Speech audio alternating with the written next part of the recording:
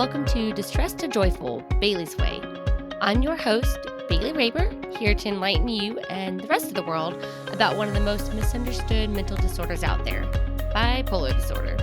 Each week, we're going to learn more about my personal journey with the disorder while leaving you enriched with new information on how you can help better yourself as well as those around you.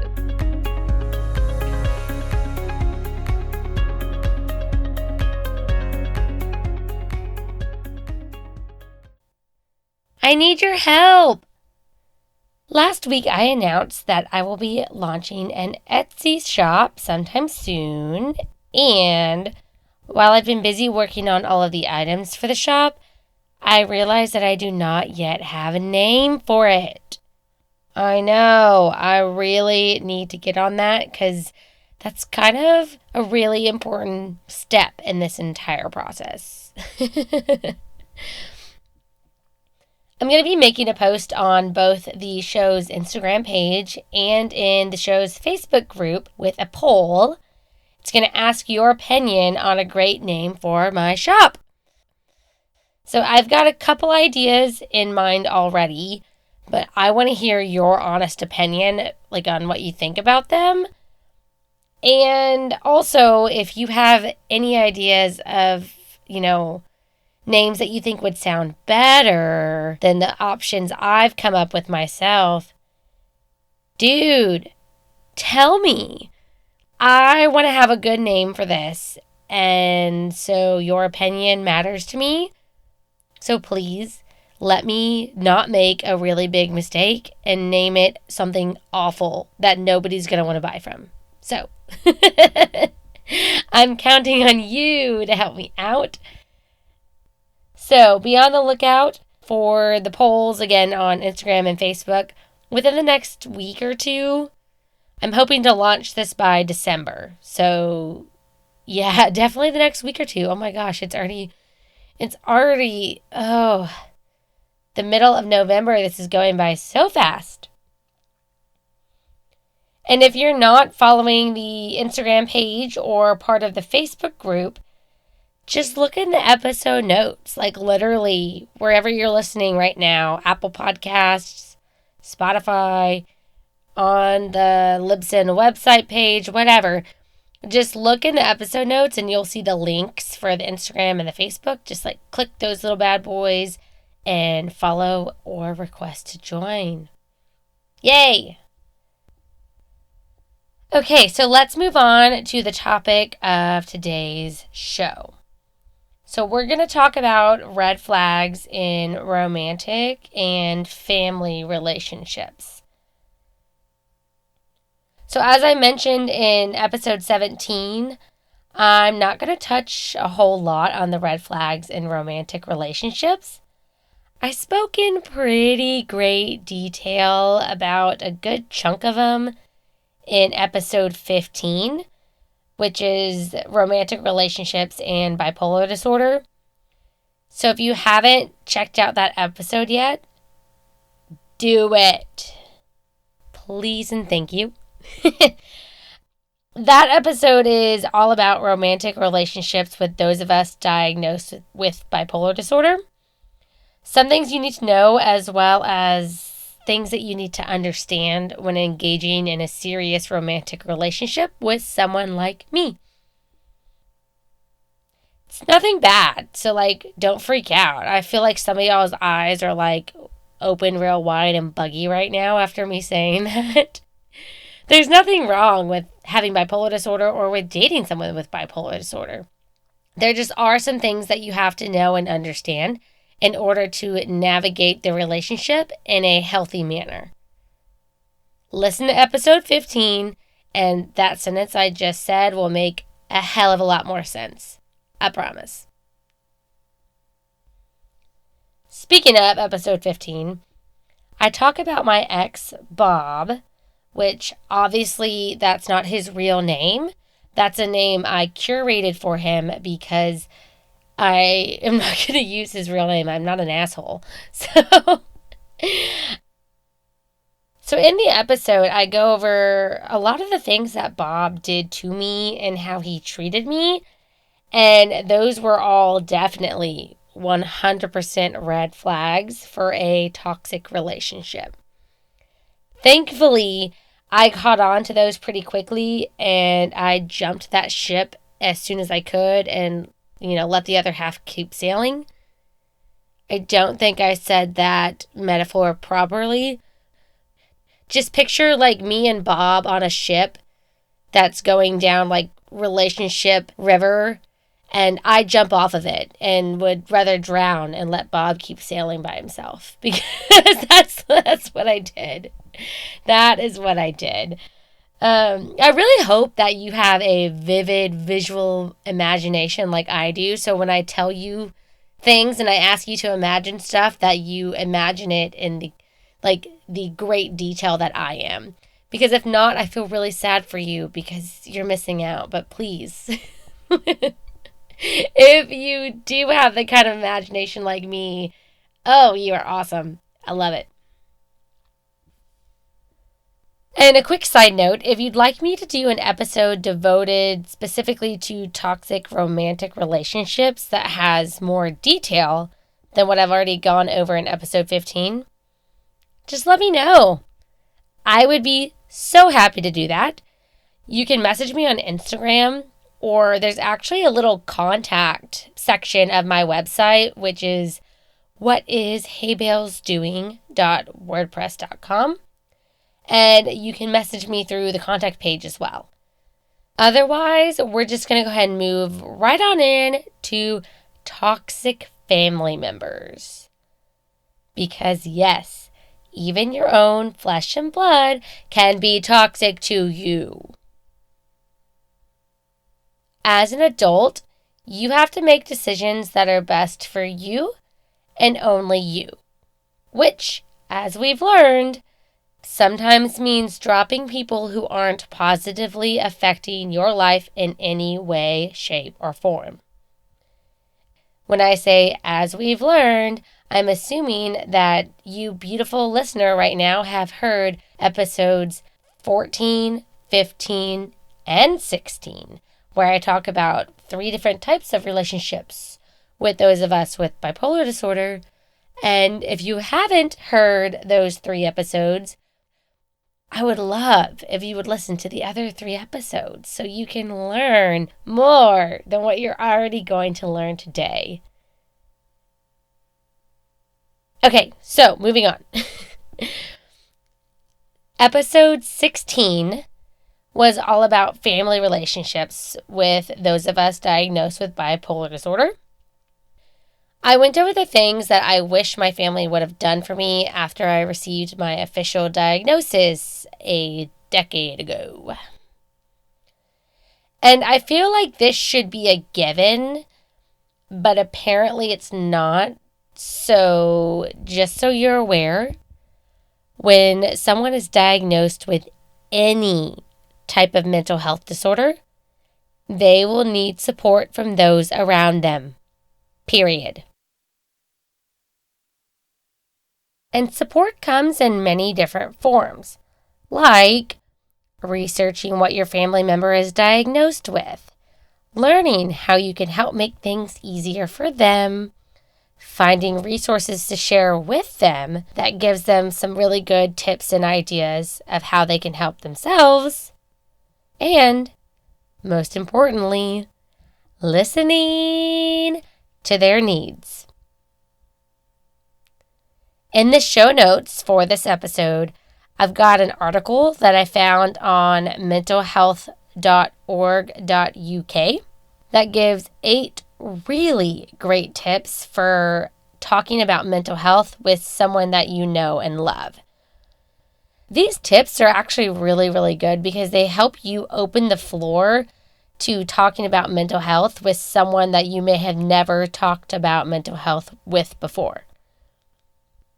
I mean, it can be an awkward conversation. Not even so much awkward, but more like uncomfortable. And especially if you are not used to talking about mental health with this person at all, and if this person doesn't really know anything about mental health, that can be a little weird. I mean, think about the puberty talk. Like, that's a weird talk because it's something that nobody actually talks about. So when you talk to somebody about it, it's like really uncomfortable. Well, unfortunately, I think mental health is still kind of in that realm of not enough people talk about it regularly. So when somebody is faced with a mental health disorder, like, hello, when I was diagnosed with bipolar disorder at the age of 16, we had never talked about mental health before, so we just didn't do it because it was uncomfortable for everybody. Why be uncomfortable when you can just ignore it, right? Wrong. Don't make that same mistake. Instead, click the link in the show notes and learn how to talk about these things, please, for the sake of your own mental health and those around you. You can do it. I believe in you. I am going to warn you, though, that they do give some numbers at the bottom of this article that in the event of a crisis, you can call them. But I don't recommend actually calling those numbers unless you have some really amazing international cell phone plan. And also only if you're like actually in the middle of a crisis, because this link is from the UK. And so I saw the numbers at the bottom and I was like, oh, those are not from America. And the article was mentalhealth.org.uk. So like clearly it's in the UK. But I feel like I should just give a warning just in case, because it's the year 2020 and anything could happen at this point. And I don't want to get a text message or an Instagram message from somebody being angry because they checked this out. They were in crisis. They called the number and they were charged $87 for a 3-minute phone call to the UK. So, fair warning. I really hope at least somebody finds that funny. Sometimes I'm not sure. I'm in this closet by myself.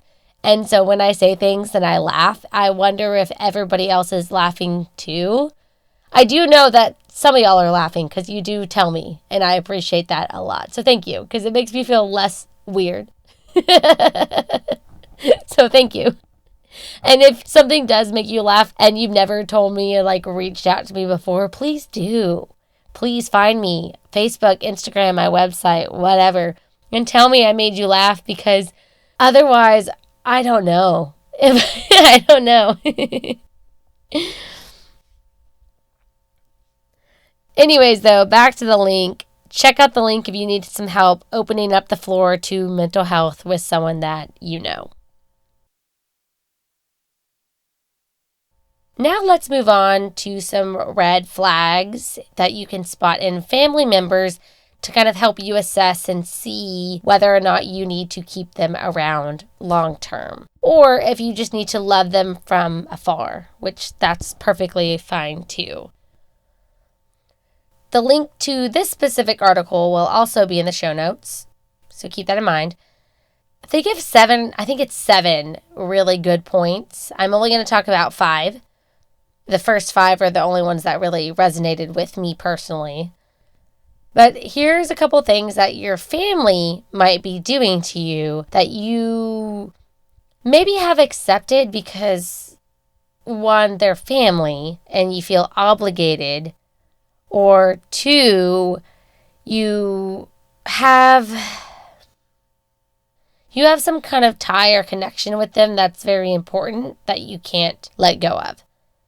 So, for example, like if you're under the age of 26 and you're still on your parents' insurance, that could be very tricky if your parents are toxic to you and you need to, remove them from your life, whether it be temporarily or permanently, and there's a possibility of you losing their insurance. There's that. I mean, you could be living with them. There's that. They could be paying for your college tuition or your car note or your phone bill. I mean, there's a million reasons why you would keep somebody around because they're helping you in some way, shape, or form. And if you were to release them, you would no longer be receiving the help that you need. And that's a tough one when it's a toxic relationship. Like, that's really, really tough. Especially if, you're used to having that financial cushion, or you have their car, or you live under their roof or in one of their other houses or whatever. It can make things really extra difficult for you. Let's go ahead and talk about these red flags, and then we'll kind of move forward from there. So the first one is gossip. I talked a lot about gossip in episode 17, and family members can and sometimes do this to each other. And it might not always be about you. It might not be family gossiping to each other.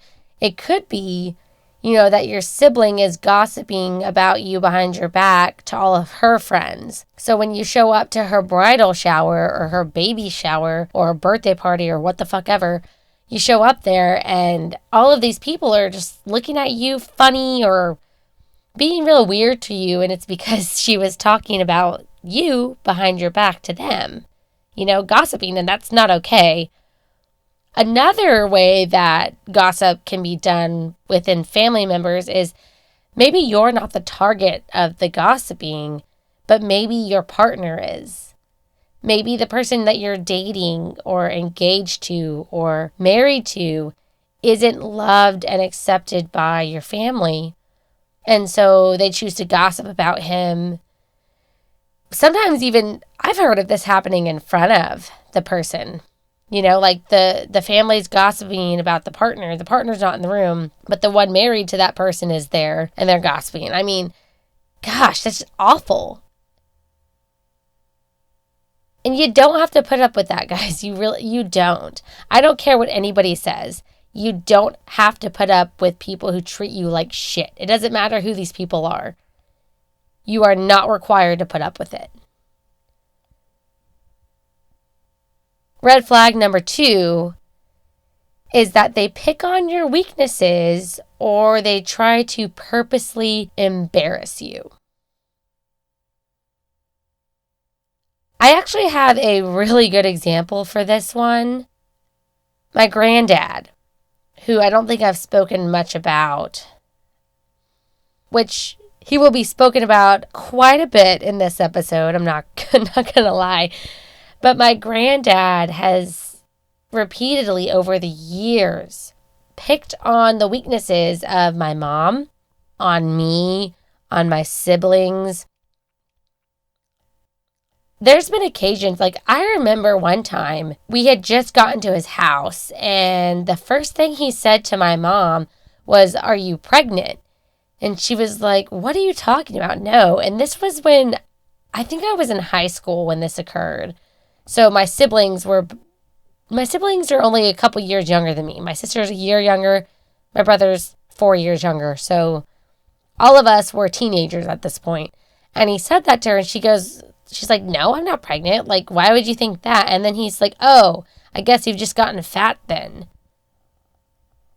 He literally said that to my mom in front of us, in front of all of us. Looking back, I'm just like, wow. Who does that? Who does that to your kid? If you love somebody, why would you do that to them? Like, what?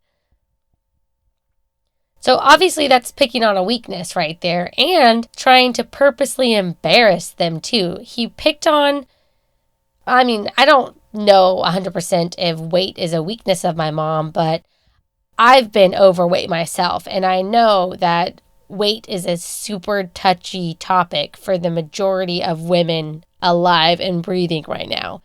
Like, if you are a woman and you have been picked on because of your weight, or you've had people talk shit about you or call you anorexic or say that you're too skinny or you're too fat or what the hell ever, raise your hand.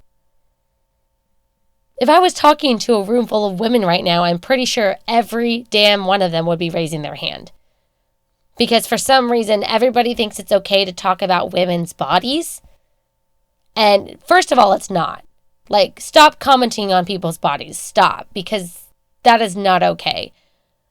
But second of all, bringing up weight like that, oh my God, There's a saying, there's two things that you never ask a woman, her weight and her age.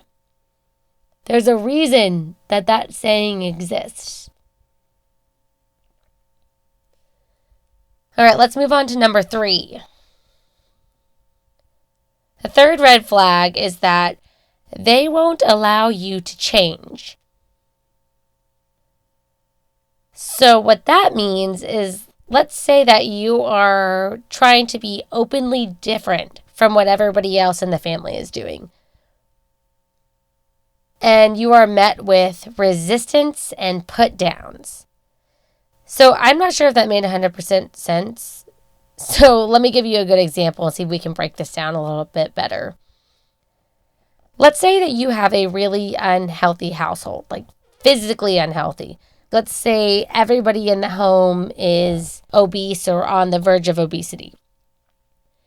And you come home one weekend for, a family reunion, a trip, the holidays, God forbid, something like that.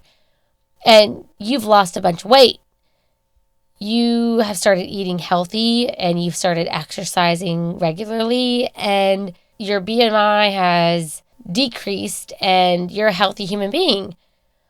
Well, if you show up to the house like that and everybody else is physically unhealthy and they see you and they react negatively, let's say they start to put you down or they try to make you eat a bunch of greasy, fatty foods when you're trying to do the opposite because you are now a healthy human being and that's not on your agenda. And maybe they start making fun of you or calling you too skinny or saying that you're obsessed with yourself because you work out too much or blah, blah, blah. If any of those things occur, that's a toxic environment. Because if you're doing something that is bettering yourself, the people who love you, care about you, and support you will be happy for you. And hell, they might even be inspired by you. I actually hope for the latter. I hope that they're inspired by you. I actually have some family members who have been watching my weight loss journey on social media and whatnot, and they have seen, how much weight I've lost and the lifestyle changes I've made over the last 2 years, and it's inspired them. They've actually joined my fitness program with me, Camp Gladiator, and they eat healthier, and one of them, he now has his diabetes under control for the first time in his life. And it's amazing. And honestly, oh God, I'm tearing up. It makes me so happy to see them doing this for themselves. And knowing that, I was the example that led them to this path. Like that's beautiful. That's a beautiful thing, guys. And that's how your family should react. That is how they should react to you doing something good for yourselves, is saying, wow, they did that. I want to do that too. And then hopping on board. Because if they don't, if they put you down or try to keep you from changing in the healthy way, consider them toxic.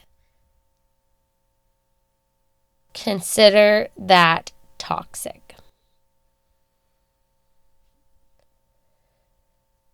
Fourth red flag of toxic families and toxic environment in families, I should say, would be lots of infighting. And the Merriam-Webster dictionary defines infighting as prolonged and often bitter competition or rivalry amongst members of a group. So on the topic of families, infighting in families basically means that when the kids have to fight for parental attention, there's some competition to it. I mean, one child is made to feel better or worse than the others. That is what leads to infighting and the competition. It's like the golden child. I know a lot of families have a golden child. Somebody who can do absolutely no wrong. They could murder somebody and come home and tell their parents that they murdered somebody and they're still a goddamn saint. I've watched this happen so many times. So many times. And It's upsetting, and it's a toxic environment for children to grow up in. It is a toxic environment for children to grow up in. Because if you're having to constantly fight for your parents' love and attention, you're going to end up tearing up your siblings in the process of winning that love and attention and that affection. And I don't remember the name of this book. Oh my goodness. I read it when I was in middle school. But there was a book I read about a kid who was severely abused by his mom. And he was the only child of her 4 children that was abused like that. The other 3 were fine. The other 3 were loved on and got to do all the things. And they ended up actually assisting in abusing of the 4th child. And that is this exact scenario to the extreme. Like, that's to the extreme. But infighting can still occur on a less extreme basis that still does significant damage to the children. And then the 5th one, which this one should be pretty obvious, but abusive behavior is accepted or it is masked. So that's anything from emotional abuse to physical or sexual abuse. Any of this behavior is either accepted and people let it occur, or it's not called out for what it actually is, but instead the person receiving the abuse feels as if they deserve it. And guys, emotional abuse is abuse. Emotional abuse is abuse. I said that twice on purpose because there are so many people out there who don't think that counts as abuse because, oh, well, you didn't get hit. No, emotions are just as important as our physical bodies. There's a Panic at the Disco song. I'm pretty sure it is This Is Gospel. I could be wrong. I'm going to find it. I'm going to link it, the YouTube video, in the show notes. The lyrics from the song says, "These words are knives that often leave scars." Sit on that for a second.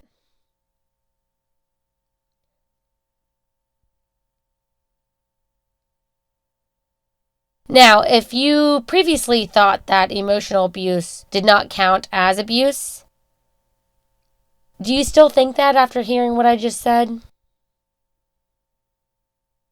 You can't see my face, but I'm giving you like a really intense, sassy stare with one eyebrow up in the air. Like, really? Like, just try to picture that, please.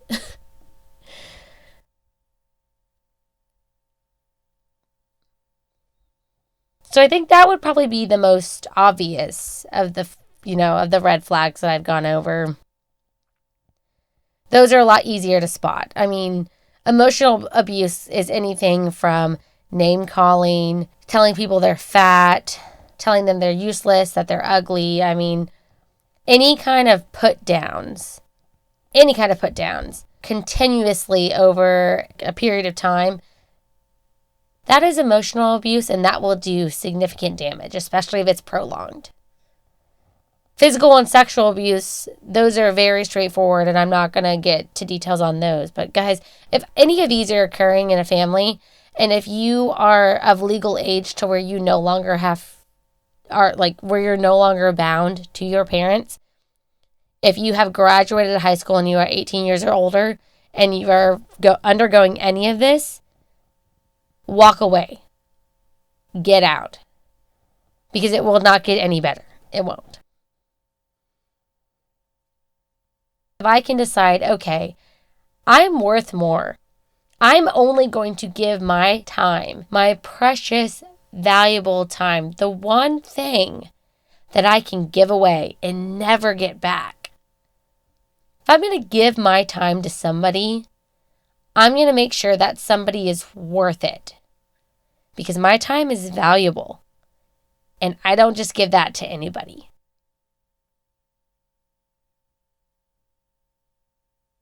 All right, so I'm going to go ahead and stop there, and we're going to end on that note there.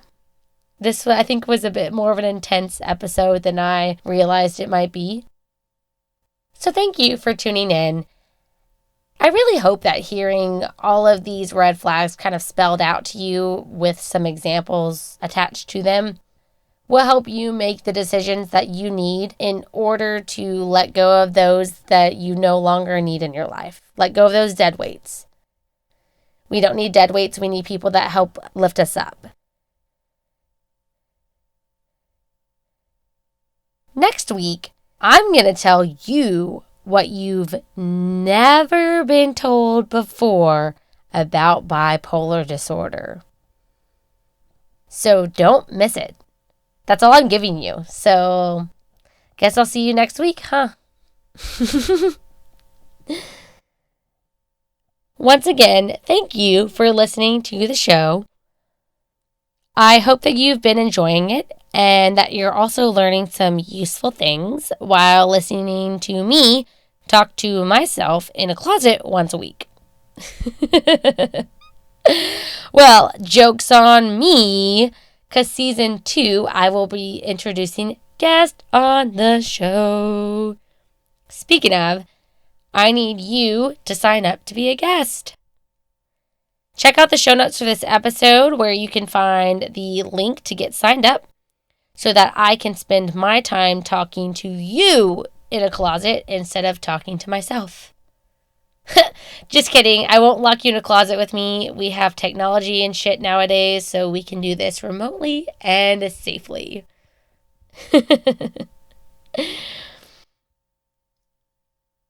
Also, please help a girl out and spread the word about how much you've been enjoying this podcast with the rest of the world so that they can understand why they need to join in and enjoy too.